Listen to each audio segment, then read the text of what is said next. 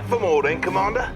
In this particular lesson, we'll be going over some of the more advanced play mechanics that will separate the men from the boys. From earlier lessons, you should be aware of the Allied spy and some of his capabilities by now. Spies can disguise themselves as enemy units. Only scout units, the Allied attack dog, Soviet war bear, and Imperial burst drone can detect disguised enemy units. Spies and Imperial shinobi can also infiltrate enemy structures. When you infiltrate a structure, it'll impair your enemy's base in various ways, which should give you the upper hand. For example, if you infiltrate that enemy reactor, the entire base will power down for a while. Go ahead and infiltrate the instant generator by right-clicking on it whilst your spy is selected.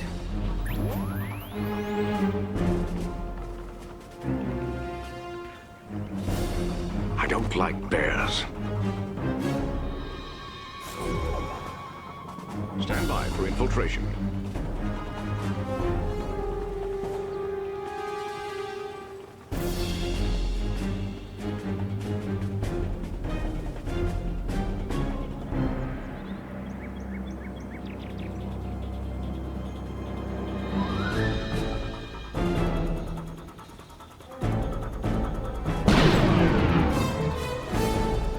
Excellent, Commander. By infiltrating their generator, you've brought down their entire base's power, which in turn powered down their base defenses. That will certainly make it easier to destroy their base. Stupid robots. Oh no! It appears the Empire of the Rising Sun is sending in a force to destroy your tanks. You'll need to retreat your tanks back to your base. A clever way of doing that is to reverse move them back to your base. This will allow them to continue attacking those enemy units while retreating to a safer location. To reverse move your units, select them and press the D key on your keyboard. Notice how your cursor changed. Right-click on the target destination near your construction yard to order your tanks to retreat. Another benefit of reverse moving is that it keeps a unit's stronger front armor facing the enemy. Most vehicles are more vulnerable from the rear and flanks, so when you retreat from enemies using a normal move command, you'll turn tail and take more damage. Reverse moving allows your unit's stronger front armor to take the brunt of the fire.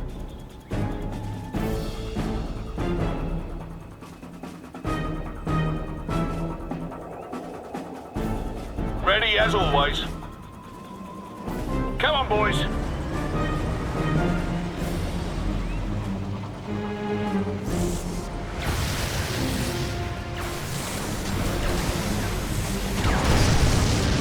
Good job, sir. Your units made it back and were able to whittle down those enemy tanks' health enough for your base defenses to finish them off.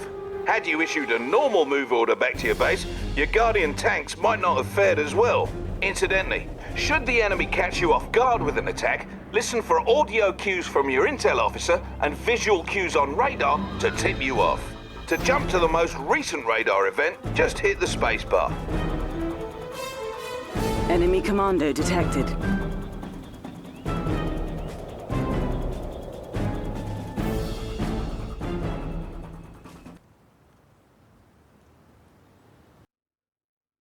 Or to get back to your main base from anywhere in battle, tap the H key.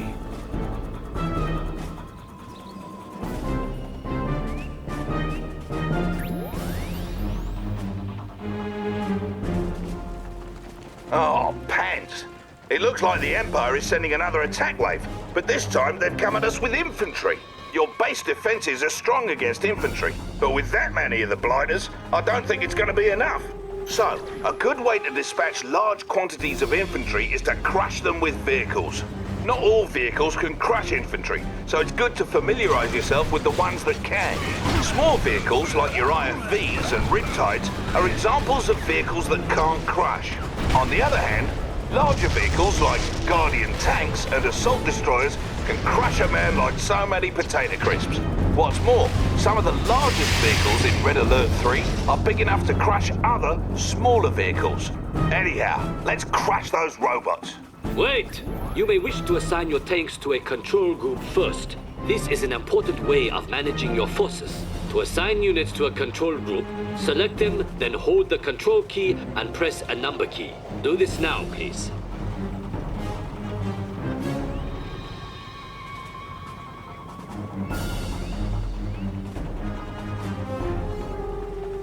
What's it gonna be? Good. You may now select those units at any time by pressing the corresponding number key. You can also jump to the group by double-tapping the key. Now please proceed with crushing my robots. Thought you'd never ask. To crush enemy infantry, select your Guardian tanks and issue a move order behind the enemy infantry. You can also issue a force move command using the G hotkey or using the Advanced Commands tab near the bottom of the screen. Issue a move command to the designated location with your tanks now.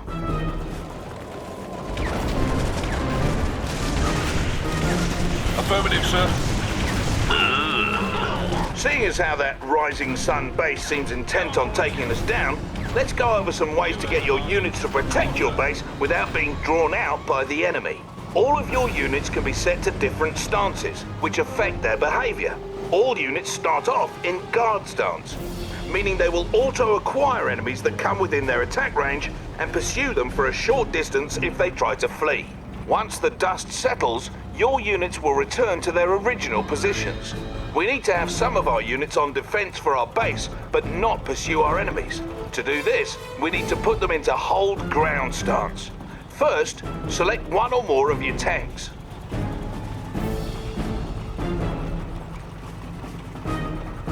Now click on the Advanced Commands panel in the bottom right of your screen next to the unit portrait.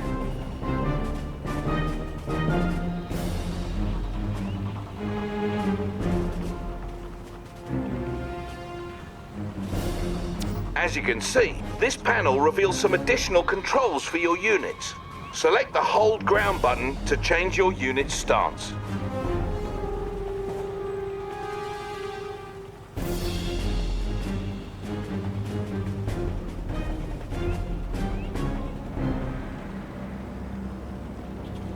Simple as that, you've just changed your unit's stance.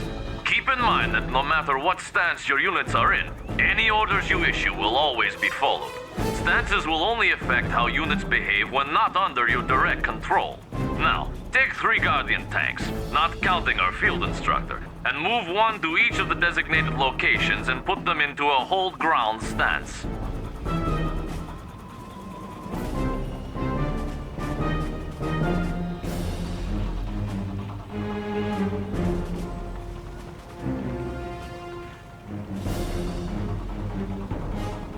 What's it gonna be?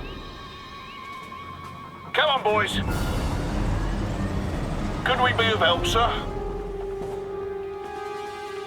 Approaching area. What's on the agenda? We'll be on our best behavior. We're on it, sir. Perfect. What say we also set up some base defenses? Each faction has a couple of its own base defenses. The Allies have multi-gunner turrets, for example. Select the Support Structures tab in the sidebar, build a multi-gunner turret, and place it near your tanks.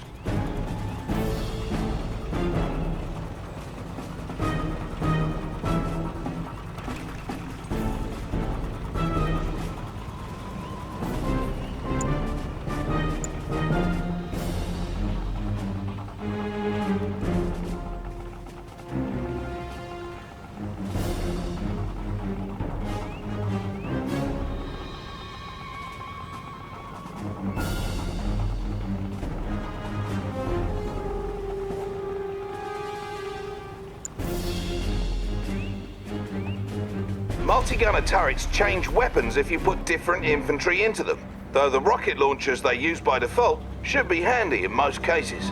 You can also build walls from your support structures queue. To do so, build and place one wall segment, then build and place another along the same row as the first.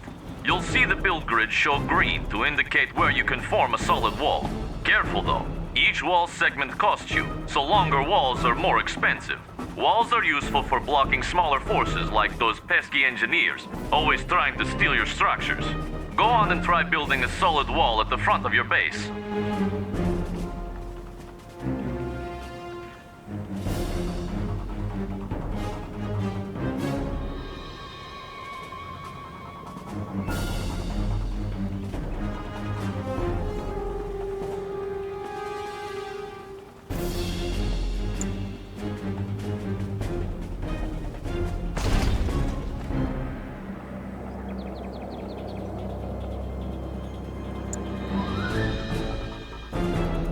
capital. Now, if the Rising Sun attacks, we'll have some extra defenses waiting for them that they won't be able to draw away from our base. And here they come.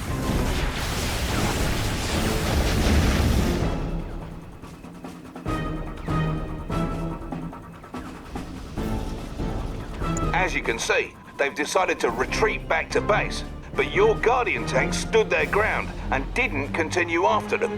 Had your Guardian tanks followed them back, they most likely would have been destroyed by the Empire's own base defenses. Yes, the Empire's base defenses are quite impressive. You may need to use combined arms to defeat them.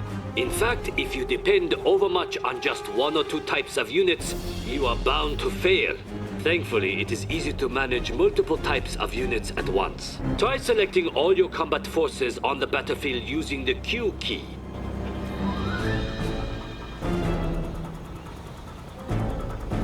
Good. Notice you have multiple unit types in the contextual tab in your sidebar at right. One type of unit in your group will always be selected. To cycle between unit types, simply tap the tab hotkey. Try this now. Switching unit types in this fashion makes it easier to use your mixed group special abilities without deselecting the group. We should also briefly touch on waypoint mode for its useful. Waypoint mode lets you queue up move or attack orders. To use waypoint mode, hold the Alt key while issuing move or attack orders as normal with units selected. Your units will complete the orders in sequence.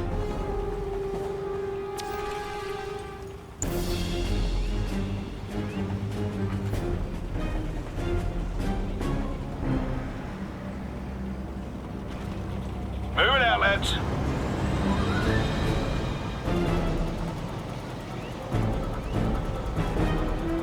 Now, earlier we had mentioned how directional armor comes into play during battles. Another type of armor bonus your units can receive comes from an automatic reaction to enemy fire called suppression. Suppression only affects infantry units. When infantry units become suppressed, they go prone on the ground and continue firing.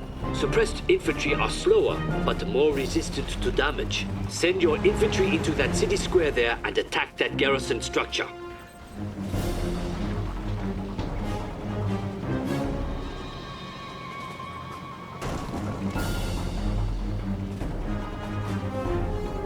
Javelin on deck.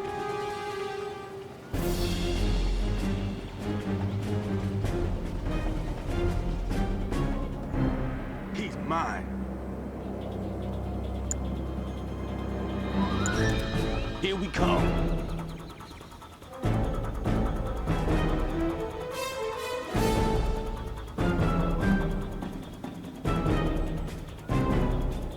He's locked. Banzai!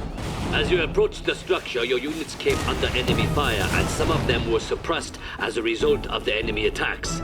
Due to this suppressed position, your units could absorb more damage and in turn deal more damage to that enemy structure, allowing them to destroy it.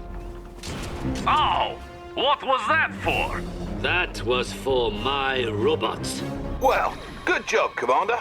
You now know some of the advanced tactics that'll surely make you a worthy adversary on the battlefield. Now get out there and knock some heads together. Go on, what are you waiting for? A fancy ending with a sappy montage? As for you, boys, the truce is off!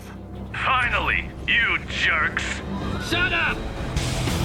Mission accomplished.